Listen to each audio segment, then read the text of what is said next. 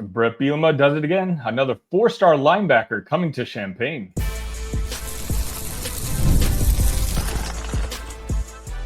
You are Locked On Illini, your daily podcast on the Illinois Fighting Illini. Part of the Locked On Podcast Network, your team every day. Welcome back to a breaking news edition of Locked On Illini. My name is Sunny Verma. You can find me on all your favorite social medias. Do a quick search for Locked On Illini. Send me a message. Say hello. I want to be thankful that you guys make us your first listen each and every day. Now, again, this is not a normal episode. This is kind of a standalone episode because Illinois has brought in yet another future prospect who I think has a very high ceiling for the Illini, and that is Cam Thomas, a linebacker out of Ohio. And to give us a little bit more insight on Cam, I'm bringing in Brian Smith, the recruiting expert from Locked On. Brian, thank you so much for joining us today. Hey, man, I appreciate it. I just got started with the Portal podcast talking about this stuff. So when you hit me up today, I was like, oh, that's perfect. Let's go. Yeah, I'll definitely leave a link to the Portal podcast also in the description here. So, Brian, Illinois, there's a lot of positive momentum going on so far for this 2026 class, which, you kind of hope for after winning 10 games last year, and beating an SEC team in that Citrus Bowl. Cam Thomas is familiar with Grant Beerman, the four-star linebacker that Illinois got in the 2025 class. And originally, when Grant Beerman had committed, there was talks, which I thought were very innocent, where Cam Thomas would use the eyeball emoji when other people were talking about, hey, you should join your classmate at Illinois. But it turns out it happened. And Brian, I'm just curious, tell us a little bit about Cam. Athleticism is the first thing. Illinois doesn't always have the most athletic team, but under Bret, it's gotten better. This is the kind of kid that you can move around in your defense, whether you're in a 3-3-5, 4-2-5, nickel package, dime package. He could be an inside linebacker and blitzing, could be dropping, could be playing the edge. When you watch his high school tape, the first thing you notice, they put him on the edge in high school and just say, sick him. It's fine ball, kill ball. And that's fine, but he can bend. He's not the tallest kid in the world. He's probably not a pure defensive end. He'd be undersized at the Big Ten level. But on 3rd and 8, if they run a draw and get 6 yards, you don't care anyway. So I would not be surprised if Illinois, which has a very good defensive scheme, obviously, they've done really well with that the last couple of years, if they found a way to use him as a pass rusher. Secondarily, there was multiple times on his film where he's completely out of the play, Sonny. I mean, like nowhere near it. You can't teach hustle, man. Mm-hmm. And that's why coaches like Saban, I'm sure you've seen video like he starts practice over or something. Bielma is that kind of guy too. He will fit right in. Cam is not a kid that's going to take a play off.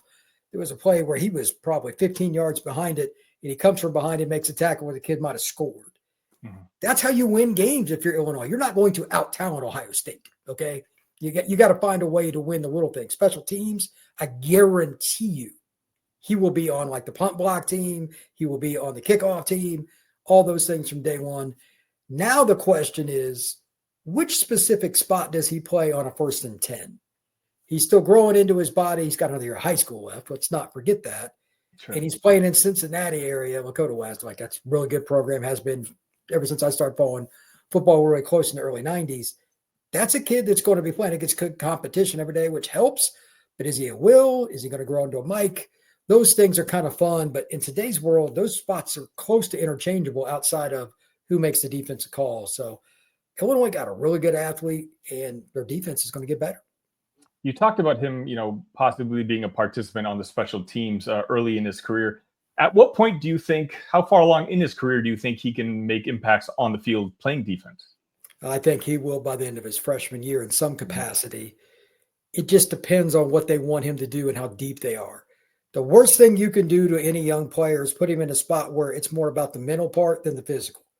This is something that I yell at coaches about on my pods all the time. They want everybody to know everything from day one. It's just not how it works. Let them see ball, kill ball for a while. It drives coaches nuts. Too bad, do it anyway. He's not going to know a complex scheme or anything even close to at the college level right away. But he's too good an athlete not to get in there. Again, even if it's your nickel package, that's like its own entire entity. Mm-hmm. Let him learn that first, where he's going towards the line a little bit more as a blitzer. Maybe, you do a couple of wraparound stunts and different things, and then he just covers the flat. Once a kid feels comfortable doing the basic things where his feet do most of the work, the physicality will come into play. Like most freshmen in the Big Ten, if you're inside the box, you're going to get your butt whooped. They're not strong enough yet. Do I want to see him lined up 1st and 10 against the Wolverines at Mike? No, I don't. That's not fair to him, and the Illinois fan base is going to be like, what are we doing? Have to find ways around that. After a year in the weight room, and hopefully he enrolls early so he'd get essentially two spring balls, it'll be a completely different player. You know how you see those guys, they show the picture of the physique when they enroll, and then like a year or so later, this is the kid who'll be 225 instead of 210 or whatever. You know what I mean? That's just a totally different animal. That's when I think he could make a big difference. Like his second year should be enormously different. And nickel package, dime package, sure. But on 1st and 10, he might be a guy that can compete for a starting role. Very physical, and he's super athletic and twitchy. You're going to find a spot for him. It's time to let it kind of take its own course. So I'm curious, you did mention Lakota West, a very football-rich school and, area to begin with. And, again, Illinois having so much momentum, it's nice that they're not just recruiting the in-state guys, which, of course, it is nice, that Illinois is not ignoring, Bret isn't ignoring what Lovie Smith ignored, and that's in-state recruiting. But the fact that Bret is able to go out to a state of Ohio and poach, a 4-star composite player like Cam Thomas, I mean, that kind of speaks volumes to the momentum that Bret is building in Champaign. Am I wrong? No, I mean, if you're going to win at Illinois, you got to steal a kid out of Indianapolis. You got to steal a kid out of Cleveland. You got to steal a kid out of Columbus, Ohio, a few like Lakota West in the Cincinnati area, maybe a Louisville kid. They're all within like 7-8 hours of you in some capacity, that just radius. Maybe a kid from St. Louis. They've always recruited East St. Louis. If you're not getting a few of those on top of the kids like from Chicago, it's one thing to go get somebody from the Caravan, one of those programs up there that are always dominant, Mount Carmel, those. That's great. But you're not going to get to the top of the board by doing that.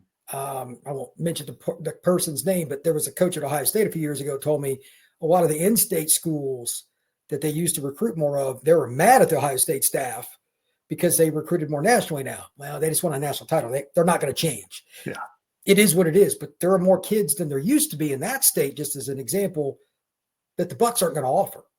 25 years ago, this is a kid that goes to Ohio State because they didn't prioritize it. It's not that they're mad they're losing him, but still Illinois' gain. Look, man, this is a win-win for everybody involved. Ohio State's still Ohio State. Sure. If you can go get a kid like this, it could be a multi-year starter for you out of Cincinnati. He's not that far from home, but, he's not going to get totally homesick. He can get home 5 hours or whatever. By all means, this is a really good pickup for Illinois. And if they get 3 to 5 kids a year out of Ohio, that should be the objective for Bielma and his staff. It's a good time to be in Illini. Brian, can you let the folks know again where they can find your work? Sure. Just started the Portal podcast here on the Locked On Network. All things recruiting, NIL, and the transfer portal. Daily show breaking down everything from Big Ten football, SEC football, recruits from across the nation. Just search the portal. You will find us on all the different platforms that you want, YouTube, Spotify, Apple, you name it. All right, Brian. Thank you. Appreciate it, sir.